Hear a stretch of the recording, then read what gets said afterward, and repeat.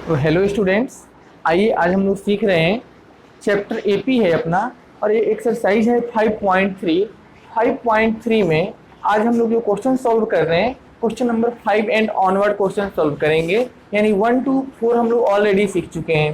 Question number 5 हमने यहाँ पे पहले से ही नोट करके रखा है। कह रहा है this sum of the first term of an AP is 5। किसी एपी के लिए आपको फर्स्ट टर्म ए का वैल्यू 5 दे रखा है।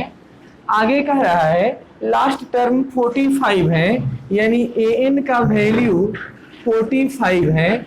आगे कह रहा है सम जो है इसका 400 है, यानी सम ऑफ एन टर्म जो होगा वो 400 है।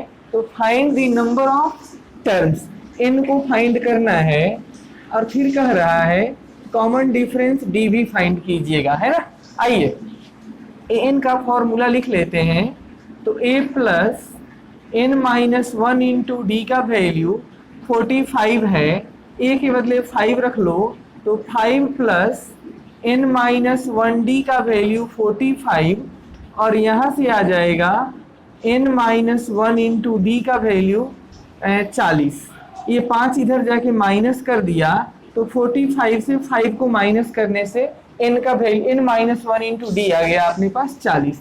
आइए एस एन का फॉर्मूला लिख लेते हैं। तो n by 2 a plus n minus 1 into d, और ये वैल्यू है 400।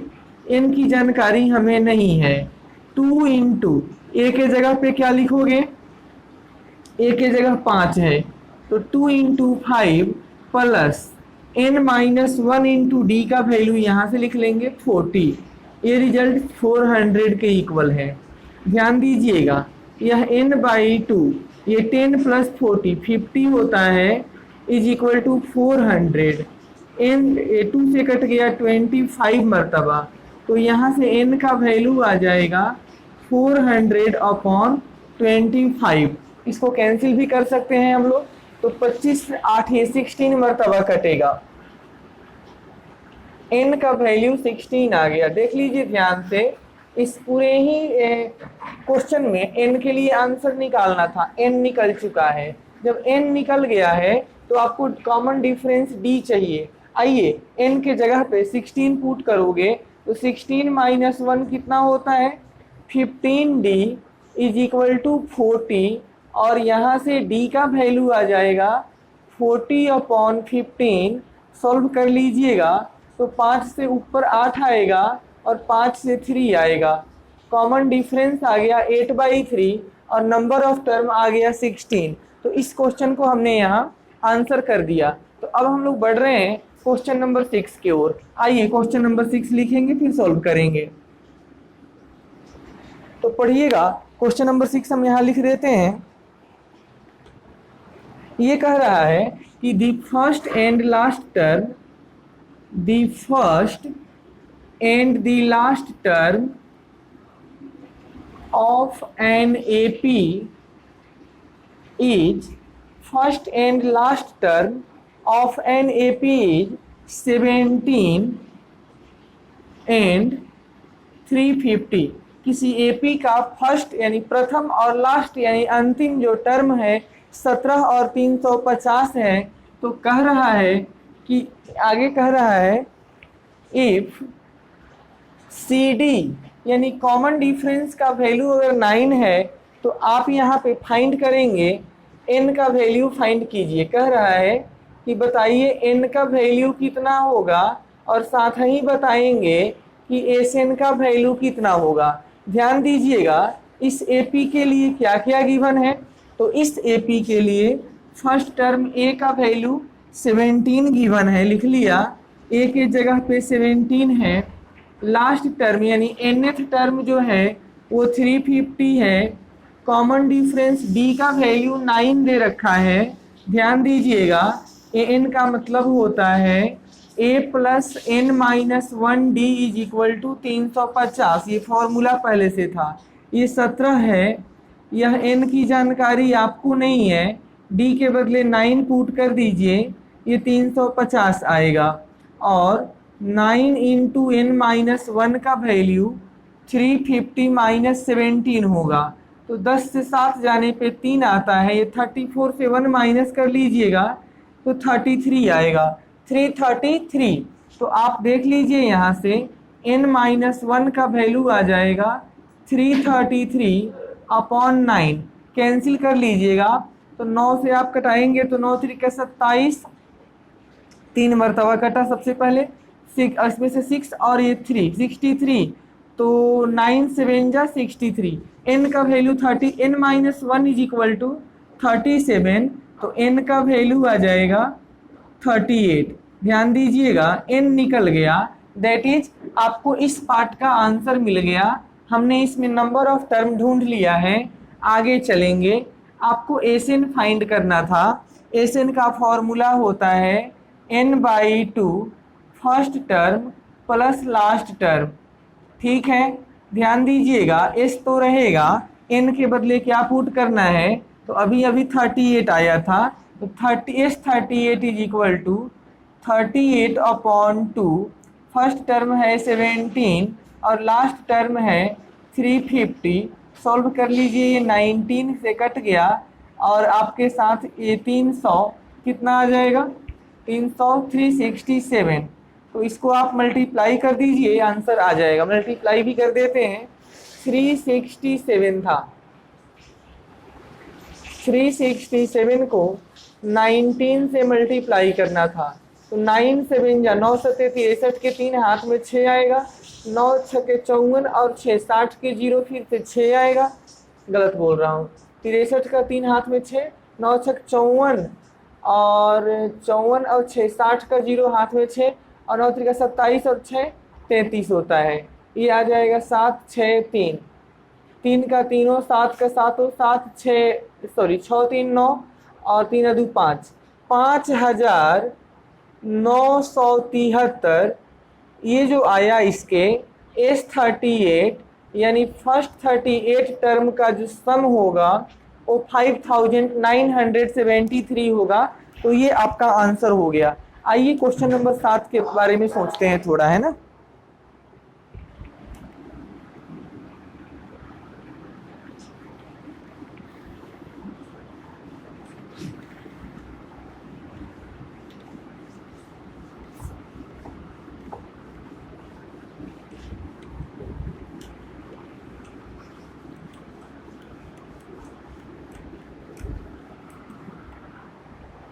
छोटे छोटे क्वेश्चन है ना, ज़्यादा टेंशन नहीं है। कह रहा है क्वेश्चन नंबर 7 कि find the sum of first 22 term. Question number 7 है कि find the sum of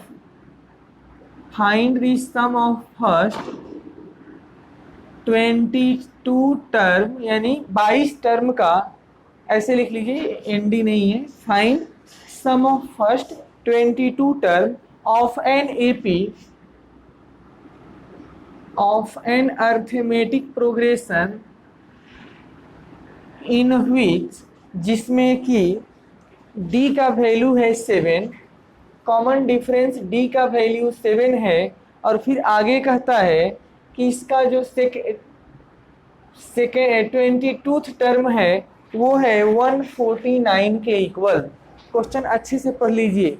find the sum of first 22 term of AP for which d का वैल्यू आपको गिवन है 7। आगे कह रहा है ए 22 यानी 22th टर्म जो है 149 के इक्वल है। ध्यान दीजिएगा, A22 का मतलब होता है A + 21D is equal to 149, और A की जानकारी आपको कहीं नहीं दी गई है तो A को एज इट इज रखिए, ये 21 रहेगा और D के बदले 7 रख लो यहाँ, इज इक्वल टू 149, और A + 21 में 7 से गुना किया तो 147 इज इक्वल टू 149, और यहाँ से A का वैल्यू आ गया +2। A का वैल्यू जब आपके पास आ गया, D का वैल्यू पहले से गिवन है।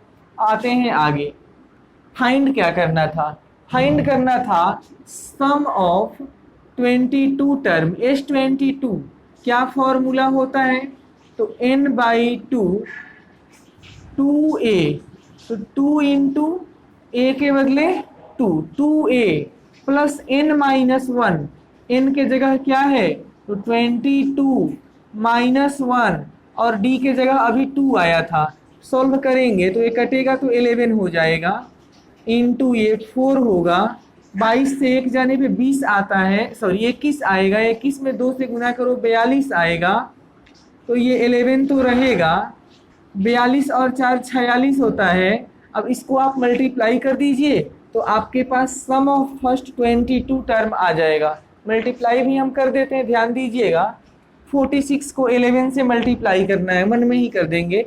46 को 10 से कीजिए 460 आएगा, 460 में आप 46 ऐड कर दीजिए तो 460 और 40 500 हो जाएगा। अब 500 में 6 जोड़ दीजिएगा तो ये 506 आ जाएगा, 506। इसमें फर्स्ट 22 टर्म का जो सम आया 506 आया। अगर ये मल्टीप्लाई समझ नहीं आया हो तो तकलीफ मत लेना, इसको आप मल्टीप्लाई कर देना, आंसर सेम आएगा। आगे बढ़ते हैं क्वेश्चन नंबर 8 की तरफ। क्वेश्चन नंबर 8 कहता है find the sum of first 51 term. Find करना है sum of first 51 term, S51 आपको फाइंड करके दिखाना है। आगे पढ़ते, शॉर्ट में लिखेंगे अब, है ना, लंबा काम नहीं, shortcut. Find the sum of first 51 term of an AP for which, जिसके लिए सेकेंड टर्म का वैल्यू गिवन है 14, सेकेंड टर्म 14 के इक्वल है और इसका थर्ड टर्म 18 के इक्वल है। किसी एपी में 51 टर्म का सम करके दिखाइए जिसके लिए सेकेंड टर्म का वैल्यू 14 है और थर्ड टर्म का वैल्यू 18 है। ध्यान दीजिएगा, सेकेंड टर्म का मतलब a प्लस डी का value 14, this is first equation. Third term का मतलब a प्लस ट्वाइस डी और ये 18 के इक्वल है। दो इक्वेशन आ गया, दोनों लीनियर पेयर इक्वेशन है, a और d यहाँ वेरिएबल है। तो आप एक काम कर लीजिए, दोनों को आप सॉल्व कर दीजिए, a और d आ जाएगा। मैं क्या कर रहा हूँ, इक्वेशन नंबर 2 में से इक्वेशन नंबर 1 को माइनस कर देता हूँ। ध्यान दीजिएगा, हमने यहाँ a को एलिमिनेट करने का विचार बनाया है। तो इक्वेशन 2 का LHS था a प्लस 2d और इक्वेशन 1 का LHS था a प्लस d। तो LHS को LHS से सब्सट्रैक्ट किया, इक्वेशन 2 का RHS है 18 और इसके लिए 14, सॉल्व कर लीजिएगा तो ये हो जाएगा a plus 2d minus a minus d is equal to 18 से 14 घटाने पे 4 आता है, प्लस माइनस a कैंसिल हो गया, 2d से d गया तो d का वैल्यू प्लस 4 आ गया। जब d का वैल्यू अपने पास 4 आ गया तो इक्वेशन 1 या 2 कहीं भी जाकर पुट करेंगे, a का वैल्यू आएगा। मेरा मन है कि हम इक्वेशन नंबर 1 में जाएंगे। तो इक्वेशन 1 था कि a plus d is equal to 14, a के जगह 4 पुट कर देना है तो d का वैल्यू 14 माइनस a, तो 14 माइनस a के जगह पे 4 पुट कर दीजिए तो कॉमन डिफरेंस d का वैल्यू जो है 10 आ गया, a भी मिल गया d भी मिल गया। अब आते हैं क्या फाइंड करना था, फाइंड करना है S51। तो इसका S51 का फॉर्मूला होता है n/2 यानी 51/2 2 इंटू ए। तो 2 इंटू ए के जगह पे आपका कितना आया, हमने थोड़ा सा गलती किया है, यहाँ पे इसको ए रखना है और ये डी यहाँ आएगा क्योंकि डी पहले से मालूम था। तो यह जो वैल्यू है ना ए का वैल्यू है, तो 2 इंटू ए प्लस n-1, n की जगह 51 माइनस 1 करोगे तो 50 और d के जगह पे आप पुट कर दो अपना 4, बस इसे सॉल्व कर दीजिए, कट पीट कर जो आना हो आ जाएगा। 51/2 2 इंटू 10 20 होता है, प्लस 50 में 4 से गुना करोगे 200 आएगा, तो ये आ जाएगा 51/2 इंटू 220, 2 से कट जाएगा 110 मरतबा, तो 51 में आप 110 से मल्टीप्लाई कर दीजिएगा तो जो भी रिजल्ट आना होगा ये आपके पास सम ऑफ फर्स्ट 51 टर्म निकल जाएगा। तो हमने क्वेश्चन नंबर 8 को भी सॉल्व कर दिया। आइए आगे बढ़ते हैं, क्वेश्चन नंबर 9 की तरफ चल रहे हैं, ध्यान दीजिएगा।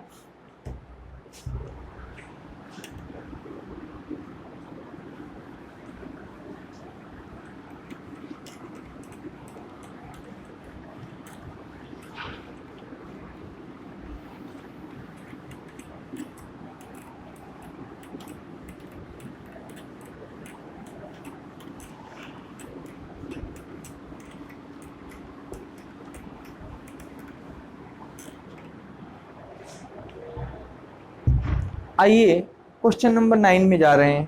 क्वेश्चन नंबर 9 कह रहा है if the sum of first 7 term of an AP is 49। ध्यान दीजिएगा, क्वेश्चन नंबर 9 कह रहा है कि अब शॉर्टकट लिख रहा हूं, सम ऑफ फर्स्ट 7 टर्म, इस 7 का मतलब होता है sum of first 7 term is 49। sum of first 7 term of an AP is 49 and that of 17th term, and that of 17th term का मतलब है कि sum of 17th term जो है वो 289 है। तो कह रहा है कि बताइए एसएन का वैल्यू कितना होगा। क्वेश्चन अच्छे से समझिएगा, मैं पूरा लैंग्वेज नहीं लिख रहा हूँ, बिल्कुल शॉर्ट फॉर्म लिख रहा हूँ। 7 टर्म का एडिशन यानी फर्स्ट 7 टर्म का जो सम है वो 49 है, फर्स्ट 17 टर्म का जो सम होगा वो 289 होगा। तो बताइए फर्स्ट n टर्म का सम क्या होगा। कोई बात नहीं है, इस 7 का फॉर्मूला देखिए, 7/2 2a प्लस 6d और ये वैल्यू है 49। कैसे बना वो सीखिएगा। 2a फॉर्मूला है 2a प्लस n-1। तो बेटा यहाँ n के जगह 7 पुट करेंगे तो n-1 7 -1 6 हो गया इंटू d। इस 7 के साथ इस 49 का हिसाब क्लियर है, तो देख लीजिएगा 2a plus 6d is equal to, ये 2 डेनोमिनेटर में है तो क्रॉस मल्टीप्लाई में इधर आ जाएगा और ये बन जाएगा 14। मेरा मन है 2 कॉमन कर लो दोनों साइड से, यानी 2 से हर जगह डिवीजन कर दोगे तो a प्लस 3d का वैल्यू 7 आ सकता है। और मेरा विचार है कि इसको इक्वेशन 1 मानकर छोड़ दिया जाए। आगे चलते हैं, ध्यान दीजिएगा। इस 17 का मतलब होता है 17/2 into 2a plus 16d is equal to 289। ध्यान दीजिए कैसे बना, तो फॉर्मूला है n/2, तो जो इस s के पैर पे है वो n का वैल्यू होता है। तो n/2 2a प्लस n-1 पैर पे कितना है 17, 17 से 1 घटाओगे 16 आ जाएगा। 17 से 17 मरतबा 289 कट जाता है, कितना आया, तो 2a प्लस 16d का वैल्यू, ये 2 डेनोमिनेटर में है, क्रॉस मल्टीप्लाई में आकर 34 बन जाएगा। 2 दोनों साइड से कॉमन कर लीजिएगा तो a प्लस 8d का वैल्यू आ जाएगा 17, और इसे इक्वेशन 2 मानने का मेरा विचार है। तो हमने इक्वेशन 1 एंड इक्वेशन 2 बना लिए। अगर आपको ध्यान देना है तो दे दीजिएगा, दोनों लीनियर पेयर इक्वेशन है, इसमें वेरिएबल a और d है, सॉल्व कर दीजिए a और d का वैल्यू आ जाएगा। मेरा मन वही है कि हम a को एलिमिनेट करने जा रहे हैं और इक्वेशन 2 और 1 को डिफरेंस करेंगे अपने सुविधा के अकॉर्डिंग। तो हम इक्वेशन नंबर 2 में से इक्वेशन नंबर 1 को माइनस करेंगे। इक्वेशन 2 का LHS लिख लेते हैं a प्लस 3d और उसका LHS था a प्लस 8d। LHS को एक साथ, RHS को एक साथ, गलत लिख रहा हूँ, इक्वेशन 2 पहले है तो यहाँ पहले 2 वाला टर्म आएगा, तो a प्लस 8d और ये हो गया आपके पास a प्लस 3d। अब इसके लिए इसका इक्वेशन 2 का राइट साइड 17 और इक्वेशन 1 का राइट साइड 7। अब सॉल्व कर लीजिए तो a plus 8d minus a minus 3d is equal to 10। 10 हो जाएगा, 17 से 7 घटा दीजिए, प्लस a से माइनस a कट गया, 8d से 3d जाने पे 5d is equal to 10। I think आपको समझ में आ गया होगा। कॉमन डिफरेंस d का वैल्यू 2 आ गया। जब कॉमन डिफरेंस d आ गया तो इस d के वैल्यू को इक्वेशन 1 या इक्वेशन 2 कहीं भी पुट कर सकते हैं आप, a का वैल्यू आ जाएगा। मेरा इच्छा है कि हम समीकरण 1 में जाएंगे। समीकरण 1 था a plus 3d is equal to 7। तो ये हो जाएगा a प्लस 3 इंटू डी के जगह पे 2, तो 6 इज इक्वल टू 7। तो यहाँ से a का वैल्यू आ गया +1। जब a और d दोनों मिल जाता है तो हमें क्या फाइंड करना है? हमें क्या फाइंड करना है? एसएन। हमें एसएन चाहिए। तो एसएन का मतलब होता है आपके पास n/2, फॉर्मूला लिख लिया, n/2 into 2a plus n-1 into D. ध्यान दीजिएगा, अभी भी इस प्रश्न के लिए एग्जैक्ट n की जानकारी मेरे को नहीं है। यानी कि n को फाइंड करने के लिए कोई ऐसा रिलेशनशिप, कोई ऐसा टर्म या टर्मिनोलॉजी डिफाइन नहीं किया इस प्रश्न के लिए, तो हम n को n ही रखेंगे, है ना। अब देख लीजिए, n तो एडिटिव आएगा, चलिए 2 रहेगा और a के बदले क्या पुट कर सकते, तो 1 प्लस ये आपका n-1 और कॉमन डिफरेंस d के जगह पे 2 लिख दीजिए, सॉल्व कर दीजिए, जो आना होगा आ जाएगा। तो Sn is equal to n/2, 2 plus, ध्यान दीजिएगा ये प्लस 2n-2 हो जाएगा ना मल्टीप्लाई करने पे, -2 से +2 का हिसाब क्लियर कर दिया। तो n/2 ब्रैकेट में क्या आएगा, 2n, 2 से 2 कट गया, तो बेटा Sn कितना आया, Sn का वैल्यू आ गया n², यानी सम ऑफ n टर्म जो होगा वो n² के इक्वल होगा। तो ये रहा आपके पास क्वेश्चन नंबर 9। क्वेश्चन नंबर 9 के बाद क्वेश्चन नंबर 10 आता है आपके पास, जो कि सिंपल तो नहीं है लेकिन वेरी वेरी सिंपल है। अब हम क्या करते हैं, आगे चलते हैं क्वेश्चन नंबर 11। ये क्वेश्चन नंबर 11 मेरे ख्याल से आपको सीखना चाहिए। ये भी आसान ही है, लेकिन थोड़ा सा मेरे को लग रहा है कि मैं इस क्वेश्चन को बताऊं आपको, तो आइए सीखिएगा। लिखते हैं,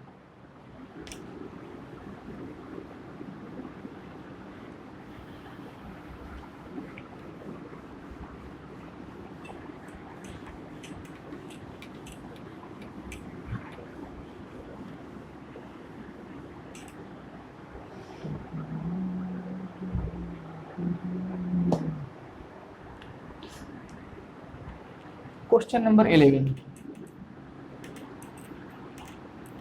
कह रहा है कि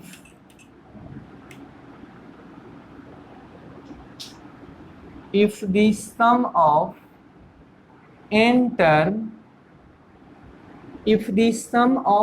term of an AP is 4n minus n²। Sum of n term जो है वो है 4n माइनस n²। आगे पढ़ते हैं, 4n माइनस n²। कह रहा है what is the first term. कह रहा है कि बताइए what is the first term. First term, और फर्स्ट टर्म को यहाँ S1 जो क्वेश्चन है वही लिख रहे हैं। और देखिए, हम इस क्वेश्चन को भी शॉर्टकट लिख सकते हैं, लेकिन नहीं लिख रहे हैं, थोड़ा हम भी मेहनत कर रहे हैं ताकि आपको बेटर अंडरस्टैंडिंग हो सके। जहाँ शॉर्टकट का ज़रूरत है वहाँ शॉर्टकट ही बताएंगे, और जहाँ लॉन्ग कट का ज़रूरत है वहाँ पीछे भी नहीं हटेंगे, है ना। दैट इज S1 ब्रैकेट में दिया हुआ है।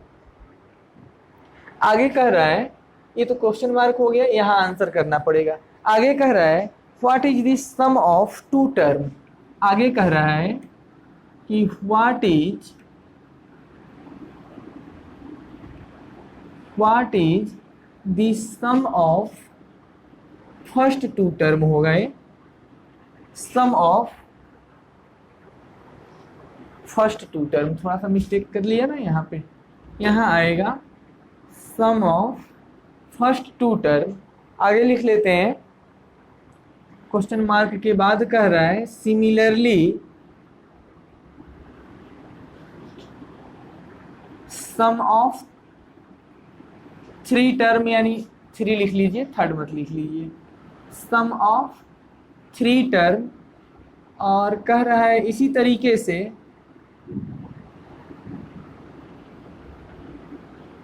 Sum of third, tenth and nth term बोल रहा है, ऐसा नहीं है। सम ऑफ थर्ड टर्म यानी 3 टर्म, उसके बाद sum of 10 term and so on. इस तरीके से आपको कुछ भी पूछा जा सकता है, उससे मेन मतलब नहीं है हमें। ध्यान दीजिएगा, क्वेश्चन पढ़िए सबसे पहले। किसी एपी में सम ऑफ n टर्म यानी एस का वैल्यू आपको गिवन है 4n माइनस एन स्क्वायर। ध्यान से देख लीजिए, समझ में आ जाएगा, बहुत आसान है और थोड़ा सा इसमें आप दिमाग लगा देंगे बन जाएगा। Sum of n term is 4n minus n square. Sum of n term को एन कहा करते हैं और एन का वैल्यू है 4n minus n square. n term को ऐड करने से जो आंसर आएगा वो है एन। आगे बढ़ रहे हैं, ये एन गिवन है, पढ़ रहे हैं आगे। What is the first term यानी फर्स्ट टर्म क्या होगा, आपको S1 फाइंड करना है। ध्यान दीजिएगा, यह n टर्म्स का एडिशन है तो यहाँ n डिफाइन किया गया है। अगर मैं इस n के, देखिए ये n है तो मैं बोल रहा हूँ कि यह n टर्म्स का सम है, लेकिन मेरे मन में ऐसा ख्याल आ रहा है कि अगर यहाँ 1 होगा तो S1 होगा। S1 को आप क्या कहेंगे, सम ऑफ फर्स्ट टर्म। तो एक ही टर्म का सम होगा ना, और एक ही टर्म का सम होने का मतलब वही तो फर्स्ट टर्म होगा, वही फर्स्ट टर्म होगा ना। यानी यहाँ पे अगर आप n के बदले 1 पुट करेंगे ना तो ये कितना हो जाएगा, S1 हो जाएगा। और S1 जो होगा 4 इंटू 1, 4 माइनस 1 स्क्वायर 1, तो 4 माइनस 1 यानी S1 का वैल्यू 3 आएगा और ये जो S1 है यही इसका फर्स्ट टर्म होगा। ध्यान दीजिए कैसे, तो ये ऐसे कि अगर आपके पास S के पैर पे n लिखा गया है तो सम ऑफ n टर्म कहते हैं। मेरे मन में ऐसा आइडिया आ रहा था कि अगर इसके पैर पे 1 लिख दिया जाएगा तो n के जगह 1 आया, हर जगह पुट कर दिया, n के जगह 1 तो 3 आ गया। यानी कि अब ये तो एक ही टर्म का सम है ना। अब एक ही टर्म का मतलब, टर्मिनोलॉजी समझिएगा, एस एन का जब क्या कहते हैं, sum of first n term. First n term का सम है और ये फर्स्ट टर्म का सम हो जाएगा। यानी एपी में कोई भी एनी टर्म नहीं है, this is first term, sum of first term. यानी एक ही टर्म होगा ना, 2 बार फर्स्ट का कोई मतलब नहीं है मैथ में। तो आपका फर्स्ट टर्म आ गया S1, उसका सम कहना चाहते हैं तो वो भी S1 ही है, कोई प्रभाव नहीं पड़ेगा। क्वेश्चन का सेकंड पार्ट का आंसर कर रहा हूँ। क्वेश्चन का सेकंड पार्ट देख लीजिए। What is the sum of first 2 term. यह एन है ना, तो यह n टर्म का सम कहा जाता है। अगर यहाँ 2 हो जाएगा, अगर आप n के बदले 2 पुट कर देंगे ना तो ये S2 हो गया, और S2 का मतलब हो गया सम ऑफ फर्स्ट 2 टर्म। तो सम ऑफ फर्स्ट 2 टर्म के लिए n के जगह 2 लिखना जरूरी है, तो n के जगह 2 लिख दिया तो ये S2 बन गया। ये कितना हो जाएगा, तो 4 into 2 minus 2 the whole square, तो 4 इंटू 2 8 हो गया, 2 स्क्वायर 4 हो गया, तो S2 का वैल्यू कितना आ गया, 4 आ गया। अब यहाँ ध्यान देने की बात क्या है वो देखिएगा। S2 का मतलब है सम ऑफ फर्स्ट 2 टर्म, ये अगले 2 टर्म का सम है। तो ये S2 है, ये 2 टर्म का सम है, तो इसको मैं लिख सकता हूँ कि ये जो रिजल्ट है यह A भी है, फर्स्ट टर्म है, और ये सेकेंड टर्म A2, दोनों का सम है ना। ये जो 4 आया A प्लस A2, और A के बदले क्या लिखेंगे, तो 3। A2 की जानकारी मुझको नहीं है, A2 का वैल्यू यहाँ से सॉल्व कर लीजिएगा, 1 आ जाएगा। आई थिंक आपको मेरी बात समझ में आ रही होगी। उसी तरीके से सम ऑफ फर्स्ट 3 टर्म के लिए n के जगह 3 लिख दीजिएगा, तो S3 का वैल्यू आ जाएगा S3 इज इक्वल टू, यहाँ पुट कर रहा हूँ 4 into 3 minus 3 square, this is 12, this is 9, और आपके पास आ गया 3। S3 का वैल्यू यानी सम ऑफ फर्स्ट 3 टर्म 3 आएगा, और ये जो S3 है ना सम ऑफ 3 टर्म है, तो इसका मतलब ये है कि ये फर्स्ट टर्म भी है, ये सेकेंड टर्म भी है, और ये थर्ड टर्म भी है। ध्यान दीजिएगा, तो 3 is equal to first term का वैल्यू 3 ही आया था, सेकेंड टर्म A2 का वैल्यू 1 आया था, A3 की जानकारी हमको नहीं है, जानकारी करना था। 3 से 3 कट गया, A3 का वैल्यू -1 आ गया। इसी तरीके से आगे सारे वैल्यू आप निकाल सकते हैं, है ना। बनाइए आप।